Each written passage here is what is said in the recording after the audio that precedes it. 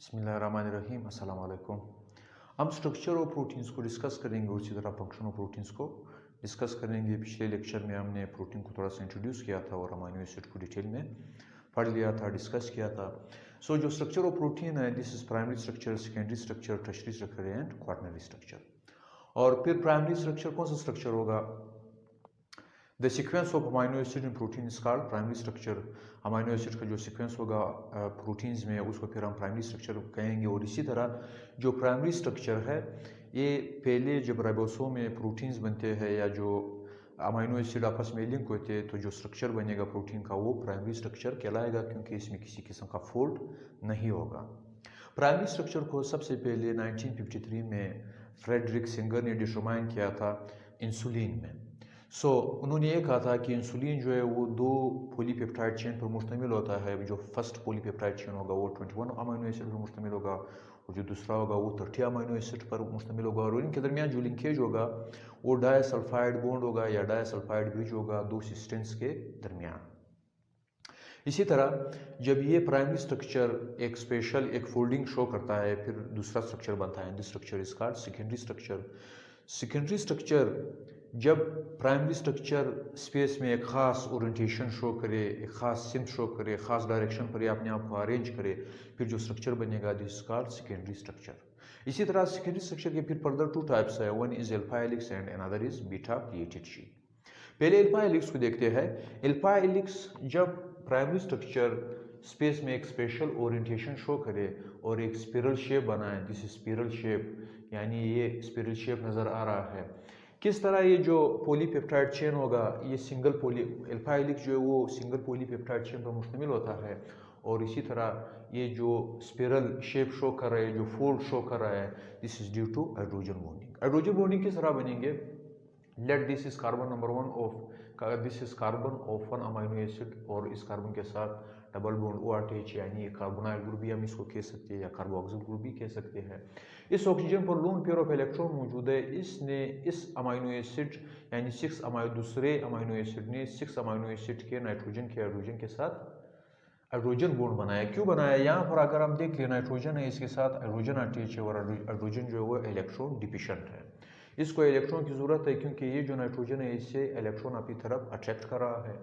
जब ये electron deficient होगा, इस पर पार्शियल पॉजिटिव चार्ज आएगा। अब ये इलेक्ट्रॉन को, वहाँ पर लोन पेयर ऑफ इलेक्ट्रॉन नज़र आ रहे हैं ऑक्सीजन पर, ये उनको अट्रैक्ट करने की कोशिश करेगा।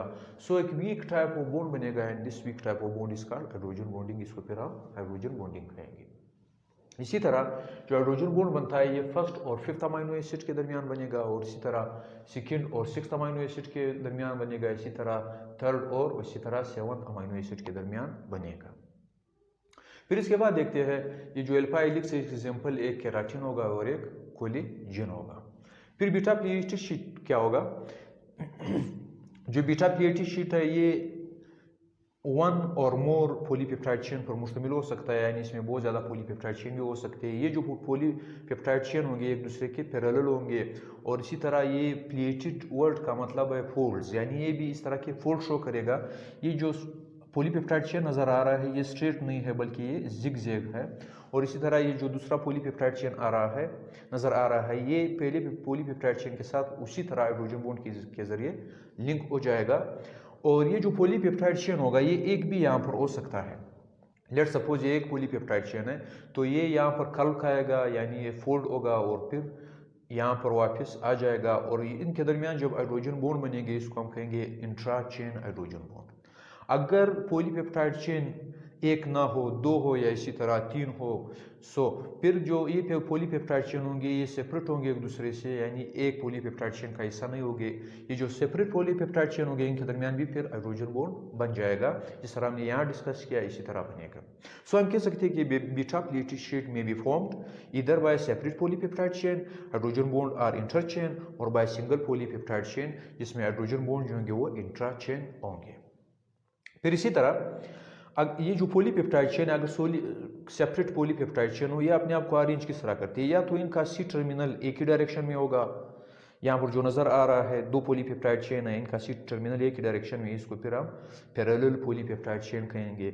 और इसी तरह अगर ये 2 पॉलीपेप्टाइड चेन आपस में हाइड्रोजन बॉन्ड के जरिए तो मिले हो, लेकिन एक का जो सी टर्मिनल हो इस तरफ हो, दूसरे का सी टर्मिनल उस तरफ हो, फिर इसको हम एंटी पैरेलल पॉलीपेप्टाइड चेन कहेंगे।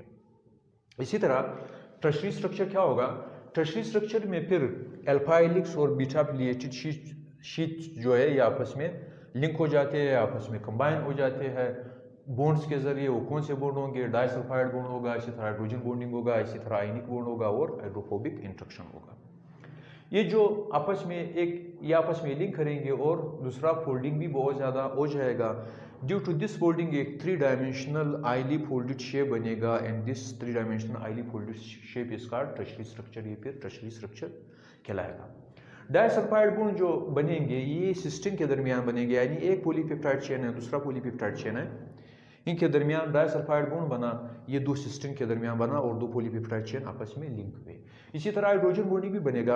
हाइड्रोजन बॉन्डिंग एक पॉलीपेप्टाइड के ग्लूटामेट और इसी तरह दूसरे पॉलीपेप्टाइड के सेरीन के दरमियान हाइड्रोजन बॉन्डिंग बन जाएगा।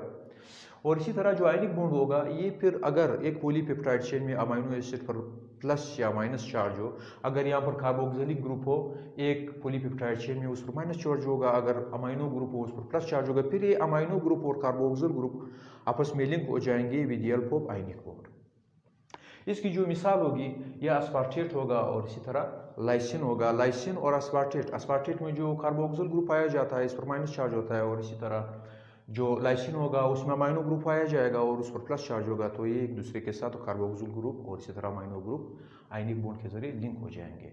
और एक इसमें जो चौथे किस्म का बॉन्ड पाया जाता है this called hydrophobic interaction. Hydrophobic interaction जो है वो 2 पॉलीपेप्टाइड चेन में अगर आर मीन वेरिएबल ग्रुप, अगर हाइड्रोकार्बन हो फिर एक हाइड्रोकार्बन और दूसरे के हाइड्रोकार्बन आपस में लिंक करेंगे through non polar bond and this non polar bond is called hydrophobic interaction. फिर इसके बाद क्वाटरनरी स्ट्रक्चर को डिस्कस करते हैं। अगर ये टर्शरी स्ट्रक्चर आपस में एक टर्शरी स्ट्रक्चर दूसरे के साथ मिल जाए, या तो वो सिमिलर पॉलीपेप्टाइड चेन पर मुश्तमिल हो, एक टर्शरी स्ट्रक्चर या दूसरा टर्शरी स्ट्रक्चर वो आपस में लिंक हो जाए, या फिर ये डिफरेंट पॉलीपेप्टाइड चेन पर मुश्तमिल हो या आपस में लिंक हो जाए, तो क्वाटरनरी स्ट्रक्चर बन जाएगा। क्वाटरनरी स्ट्रक्चर में मैंने यहाँ पर हीमोग्लोबिन का एग्जाम्पल लिया हुआ है। हीमोग्लोबिन के स्ट्रक्चर को अगर देखा जाए, बीटा चेन इसी तरह अल्फा चेन और अल्फा चेन ये आपस में भी लिंक हुए हैं, और इसी तरह ये ऊपर के जो बीटा वाले हैं ये नीचे अल्फा चेन्स के साथ ये मिले हुए हैं। इनमें जो बॉन्डिंग पाई जाती है, लेट सपोज ये बीटा चेन और बीटा पॉलीपेप्टाइड चेन है, ये अल्फा पॉलीपेप्टाइड चेन है, ये वीक हाइड्रोजन बॉन्ड और आयनिक बॉन्ड के जरिए आपस में मिले हुए हैं। और इसी तरह अगर बीटा चेन के साथ मिला हो फिर या अल्फा चेन के साथ मिला हो, फिर इनमें हाइड्रोफोबिक इंटरेक्शन बन जाएगा। इट मीन्स के there are 3 bonds which are showing by polypeptide chain in quaternary structure. ये कौन से हो गए? हाइड्रोफोबिक इंटरेक्शन शो कर रहा है, weak hydrogen and ionic bond show कर रहा है। इसी तरह ये जो हीमोग्लोबिन है इसमें जो बीटा चेन 146 एक बीटा पॉलीपेप्टाइड चेन जो होगा इसमें 146 अमीनो एसिड पाए जाएंगे, और इसी तरह एक अल्फा पॉलीपेप्टाइड चेन में फिर 141 अमीनो एसिड्स पाए जाते हैं। इसी तरह इस अल्फा में भी 141 होंगे, इस अल्फा पॉलीपेप्टाइड चेन में भी 141 अमीनो एसिड होंगे, इस बीटा में भी 146 अमीनो एसिड होंगे, और इस बीटा पॉलीपेप्टाइड चेन में भी 146 अमीनो एसिड होंगे। इसी तरह हीमोग्लोबिन का जो फंक्शन है, इसका जो मेन फंक्शन है ये लंग्स तक ऑक्सीजन का लंग्स तक CO2 का पहुंचाना, और इसी तरह फिर लंग्स से ऑक्सीजन का जिस्म के वेरियस पार्ट्स तक ऑक्सीजन का पहुंचाना जो है फिर हीमोग्लोबिन का काम है, इस प्रोटीन का काम है जो ये ब्लड में पाया जाता है। अगर हीमोग्लोबिन में एक ही अमीनो एसिड अपने प्लेस पर ना रहे है या डिस्प्लेस हो जाए या रिमूव हो जाए और इसकी जगह दूसरा अमीनो एसिड आ जाए, फिर ये जो हीमोग्लोबिन होगा ये अपना फंक्शन छोड़ देगा। लेट सपोज यहाँ पर मैंने एक पॉलीपेप्टाइड चेन बनाया हुआ है, यहाँ पर जो 6 नंबर पर ग्लूटामिक एसिड अमीनो एसिड नज़र आ रहा है, अगर ये चेंज हो जाए और इसकी जगह वेलिन आ जाए तो जो नॉर्मल हीमोग्लोबिन होगा ये डिस्क शेप का होता है, और इसी तरह ये प्रॉपर अपना फंक्शन करता है, यानी ऑक्सीजन को ये बाइंड कर सकता है।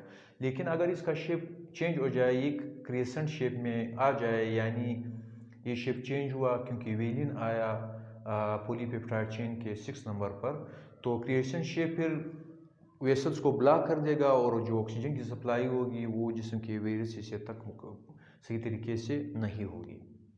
इसी तरह इस कंडीशन को सिकल सेल एनीमिया कहा जाता है, जिसमें हीमोग्लोबिन जो है वो इसका अमाइनो एसिड डिस्प्लेस हो जाए या चेंज हो जाए और उसकी जगह दूसरा अमाइनो एसिड आ जाए। फिर इसी तरह क्लासिफिकेशन और फंक्शन ऑफ प्रोटीन्स को देखते हैं। फाइब्रस प्रोटीन और इसी तरह ग्लोब्यूलर प्रोटीन। ये जो फाइब्रस प्रोटीन होगा ये सेकेंडरी स्ट्रक्चर की मिसाल जो है वो फाइब्रस प्रोटीन्स की होती है। फाइब्रस प्रोटीन जो होते हैं ये सेकेंडरी स्ट्रक्चर में, यानी इनका जो शेप है ये सेकेंडरी स्ट्रक्चर का होता है, और इसी तरह ये जो इनसोल्युबल इन वाटर होते हैं, और इसी तरह ये क्रिस्टलाइज नहीं होगी, उसी तरह ये इलास्टिक इन नेचर होते हैं। फिर इनमें जो मिसाल है प्रोटीन्स की वो कोलेजन होगा, फाइब्रिनोजन होगा, एक्टिन होगा, मियोसिन होगा और इसी तरह केराटिन होगा। कोलेजन जो ये स्ट्रक्चरल मटेरियल है, इसी तरह कनेक्टिव टिश्यू में पाया जाता है और बोन्स, टेंडन्स एंड कार्टिलेजेस।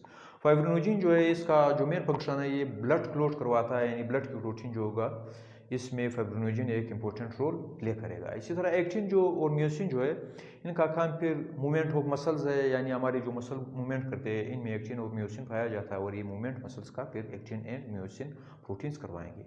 इसी तरह केराटिन जो है ये स्ट्रक्चरल प्रोटीन है, और इसी तरह ये ईयर, नेल, फेदर्स और इसी तरह ऑन्स में पाया जाता है।